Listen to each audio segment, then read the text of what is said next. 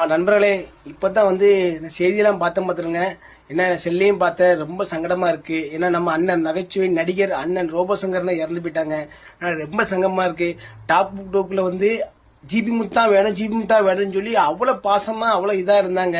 ஏன்னா டாப் டூக்கு பார்த்து மற்றவங்களாம் சிரிச்சாங்க. ஆனா எங்களை செட்டில் எங்களை நல்லா ஜாலியா சிரிக்க வச்சது ரோபோசங்கர்ன. ஏன்னா அவரு எலிமினேஷன் போச்சுல இது வரைக்கும் ஆச்சு. எலிமினேஷன் போச்சுல எல்லாருமே நாங்க வருத்தம் தான் படுவோம்.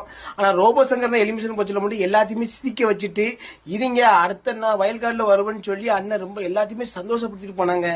அண்ணன் இறந்து போயிட்டான்னு மனசு ரொம்ப சங்கடமா இருக்கு. ஏன்னா நான் அடுத்த வயற்காலில் வரச்சில அண்ணன் கூட சமையல் பண்ணு சொல்லி நான் ரொம்ப ரொம்ப ரொம்ப ரொம்ப ஆசைப்பட்டேன். ஏன்னா நானும் அப்போ சமையல் பண்ண ரொம்ப ஆசைப்பட்டேன். அவரு ரோபோசங்கரனும் ஜிபி முத்தா வேணும்னு சொல்லி ரொம்ப ஆசைப்பட்டாங்க. அண்ணன் இறந்து போயிட்டாங்க. அது போக அவங்க குடும்பத்து இது இழப்பு அவங்க குடும்பத்துல மிகப்பெரிய இழப்பு. ஏன்னா அந்த அக்கா அவங்க அண்ணன் கூடயே தான் வருவாங்க வாங்குவாங்க. அவங்க ஆத்மா சாந்தி அடைய எல்லாருமே நம்ம சாமி கும்பிடுவோம். அதுல அண்ணன் இறந்தது ரொம்ப சங்கடமா இருக்கு. இந்த நகைச்சுவை நடிகர்கள் இப்படி ஒவ்வொரு ஆளா இறக்கச்சில நம்மளுக்கு ரொம்ப மனவழியை கொடுக்கு. ஒரு ஆத்மா சாந்தி அடைய நம்ம ஆண்டவனை கும்பிடுவோம்.